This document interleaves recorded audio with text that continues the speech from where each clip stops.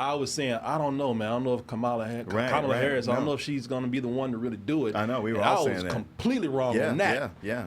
But I tell you this, the moment that Biden left, the moment that he left, and the moment that she came up, for some reason, there was just this immediate feeling of enthusiasm. Yeah. I don't know what it was. I know. Kind of shocked me. I mean, in a good way. Yeah, we were before, even me and Julian were talking. We were like, I don't know if she steps in. I don't know if she can win. And, you know, they might want to do a fight at the convention and all this. But the easiest way would be to pick her. But, yeah, so many people just got on board. Yeah, this is crazy, man. But yeah, by the end, it was over $4 million that got raised. It was, there it is. White dudes raised $4 million for Kamala Harris, discuss women's rights. Here's the funny thing about this.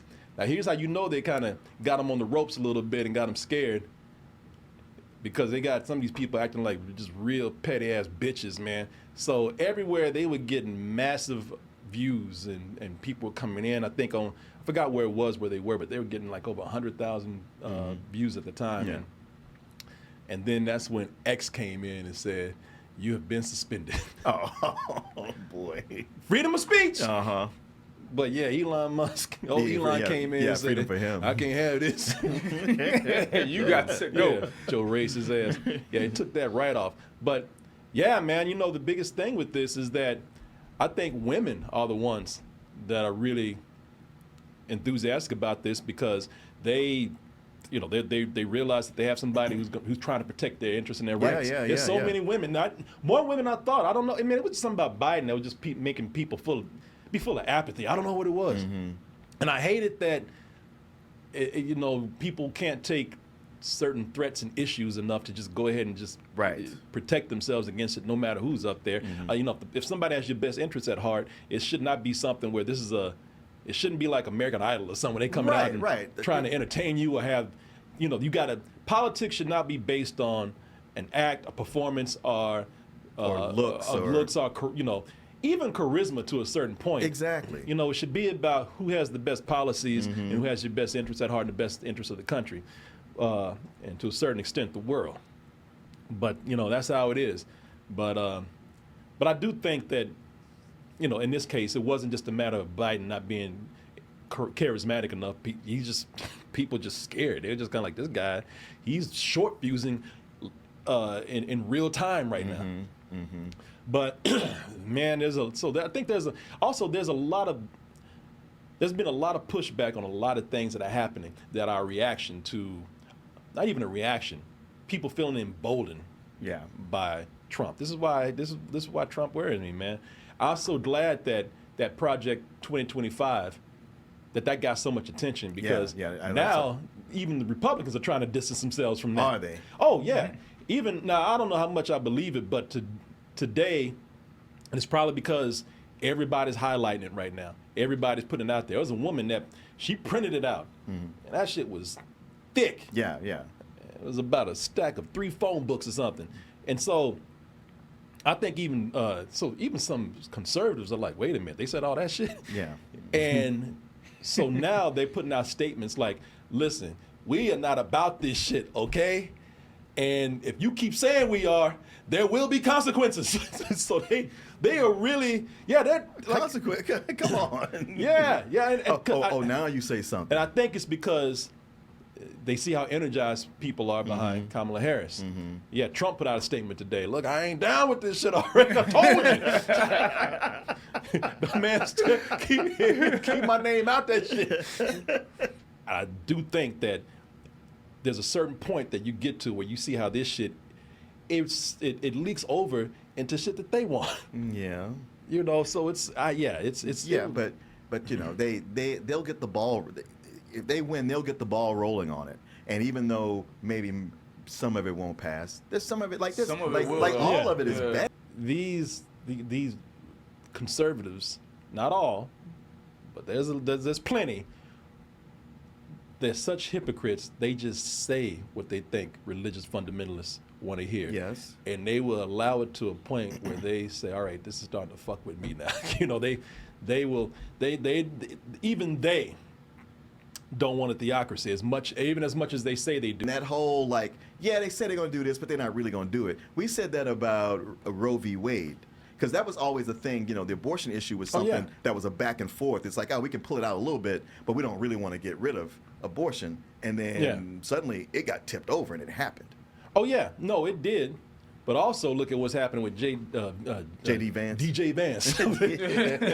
Yeah, when he started talking about, oh, you know, you ain't going to be able to run nowhere and go to any kind of state to get an abortion. And some Republicans are like, all right, I don't fuck with you on that. There's a lot that said I can't get with you on that. Yeah, that's a big thing they're saying with J.D. Vance because they thought it would be such a runaway election. It's like, yeah, we could put his crazy ass in here because we're gonna win, and then he'll just, you know, he'll be a bulldog that we got in here also. Even the woke shit backfired on your boy in Florida. DeSantis, Governor DeSantis. Even that shit kind of backfired on him. Did it? Yeah, it did, because that's one of the things that hurt him when he was in the running for president. I won't even say running for president because he didn't get that far. When he was trying to make himself a presidential nominee.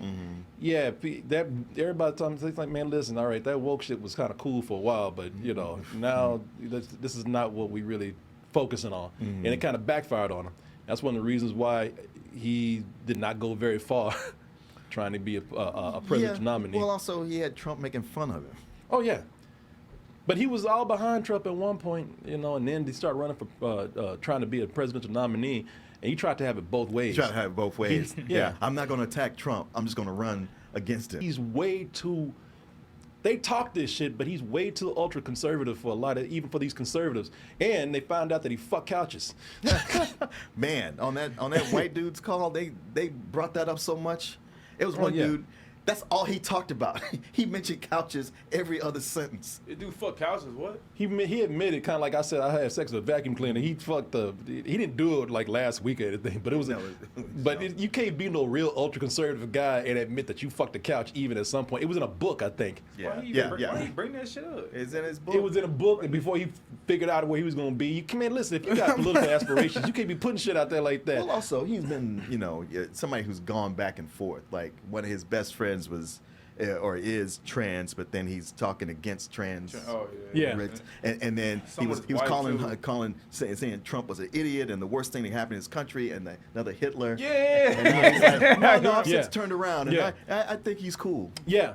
And see, somebody trying to say, but man, in Florida, somebody trying to give me the dystopian thing. Right? In Florida, they passed it. Man, that Stop Woke Act, that got thrown out by a federal judge somewhere, and I think they used elements of that act to get it out of there. So I think, again, it backfired on him. And I don't really know if this dude fucks couches. He might have just been saying something for fun, but still, that shit backfired on him. It has caught fire, though. The memes have been hilarious. They got a meme of Beavis on a couch, and it's really when from Beavis and Butthead when they're dancing and they're up on the couch twerking and whatnot. It looks like he's having sex with the couch, and somebody put on there J.D. Vance when his wife leaves the house. That's what it said. 5 minutes after his wife leaves the house, he's on that couch. He's been playing Kendrick Lamar. Talking about freak ass nigga, you was 69. So, yeah, man, all this stuff is it's not to say that this is in the bag for anybody. No, that was a big part of her speech. She was like, you know, we got great momentum right now, but we're still the underdogs. Yeah. Although she is polling high and higher than Trump in some key states. And you know, depending on which poll you look at. Yeah, exactly. But yeah, man, you don't take any of this for granted. As far as I'm concerned, Trump is still out there and still probably a favorite to win. But with the way things are going right now, this woman has made up for almost a year's lack of campaigning. Yeah. I mean, it's amazing how much money and how much enthusiasm she racked up in just a matter of hours. Yeah.